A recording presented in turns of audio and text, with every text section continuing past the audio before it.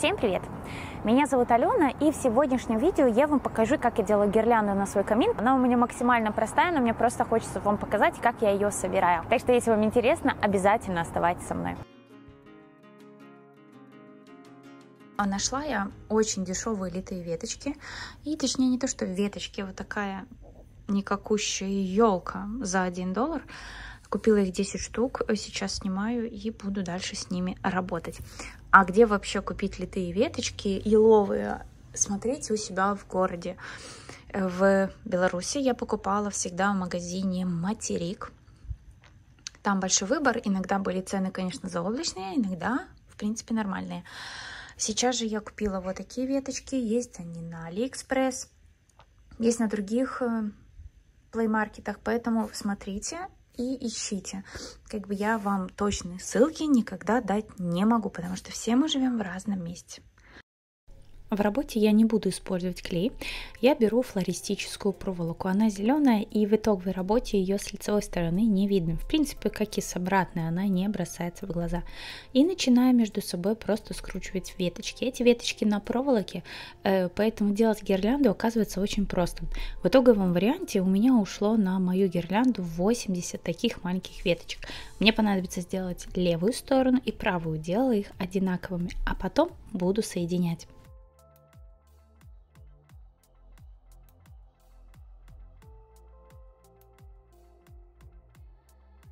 Можно было бы, конечно, сделать ее менее пушистой, но мне хотелось красивого итогового варианта.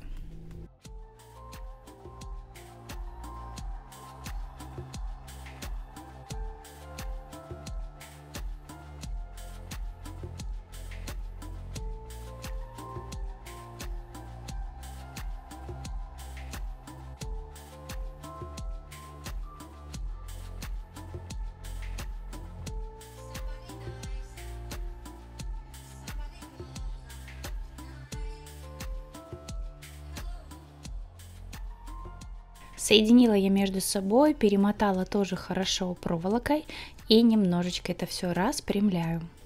Переворачиваю, и смотрите, с обратной стороны гирлянда выглядит вот таким образом. Кстати, можно было гирлянду приматывать на какую-нибудь ровную палку или рейку.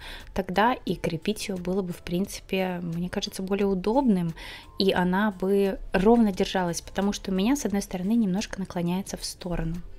Крепила я на камин на крючки, на канцелярские кнопки с помощью проволоки, потому что камин, в принципе, я бы сказала, сверху сделан чуть не из картона, поэтому прибивать туда разные кнопки было очень легко. Но пока я ее повесила, то мне казалось, что чуть не психанула, потому что она постоянно у меня пыталась упасть.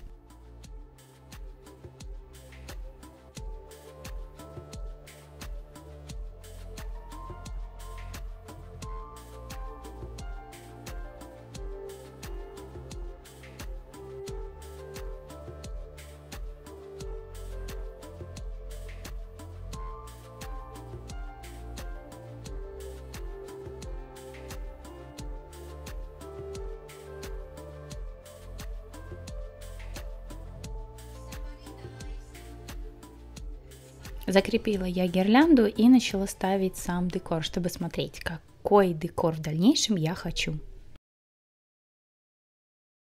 Сейчас покажу поближе. Вот тут у меня вот такие прозрачные крючки, они типа на двухстороннем скотче.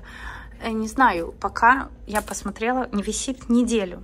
Висит неделю, все нормально, ничего не упало. Но это самое главное. По поводу самого декора. Я думала, изначально можно что-то было бы сюда и сделать, но в итоге получается, что я просто-напросто вот так вот вставила листики крашеной магнолии. Они мне подходят под венок. И ягодки. Уже упали некоторые. Ягодки тоже. У меня некоторые вот так идут, ну просто на веточке. Они держатся, его ж никто не трогает. Можно ягодки прикрутить, и вот эти, допустим, у меня здесь сразу же на проволоку я так прикрутила, и колокольчики. Нужно еще 4 колокольчика повесить, они металлические. Мне давали совет в моем телеграм-канале повесить какие-нибудь игрушки, еще что-то. Я уже говорила, что камин у меня рабочий, поэтому мне Даже вот эта ветка, я боюсь, что когда мы сейчас начнем топить камин, от тепла она может где-то поплавиться. Надеюсь, конечно, что этого не будет. Сейчас еще довешу колокольчики. Я их вешаю просто на белую ниточку обычную. Можно было бы их повесить на ленту. Но у меня нету подходящей. А так, получается, они как будто бы висят в воздухе. Так что сейчас еще добавлю и остальные колокольчики.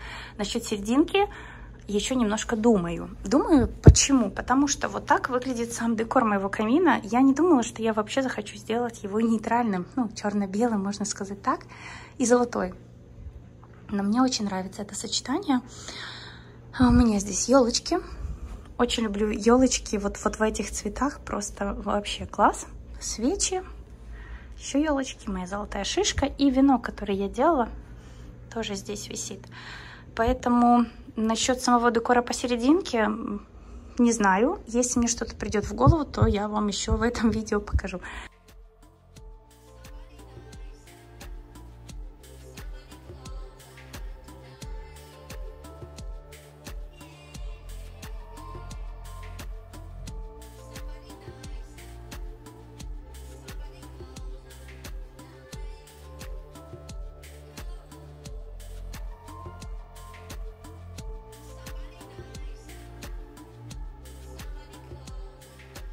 Вот так постепенно, целыми днями ходишь, смотришь, что-то добавляешь. В итоге добавила шишки магнолии. Эти чуть подкрасила, тоже сейчас добавлю. Они на ножках, поэтому вклеивать ничего я не буду. Почему я, в принципе, не вклеиваю ничего? Потому что я ее разберу.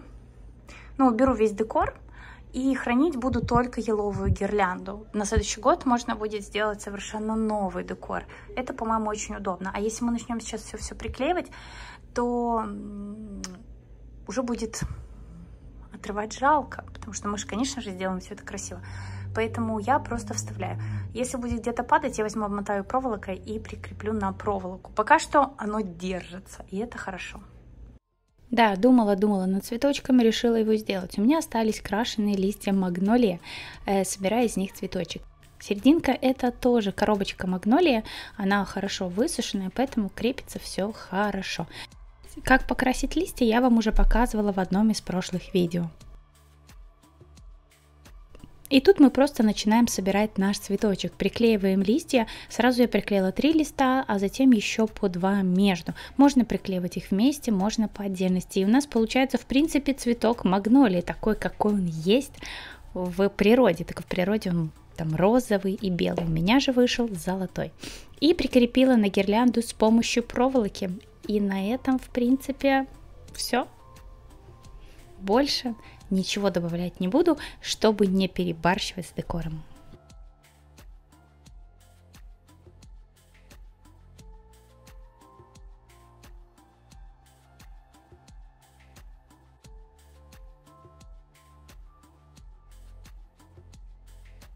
Ну, на этом все. Ну, надеюсь, вам понравилась такая идея. Если да, ставьте лайк, подписывайтесь на мой канал. И увидимся с вами уже в следующем видео. Пока-пока!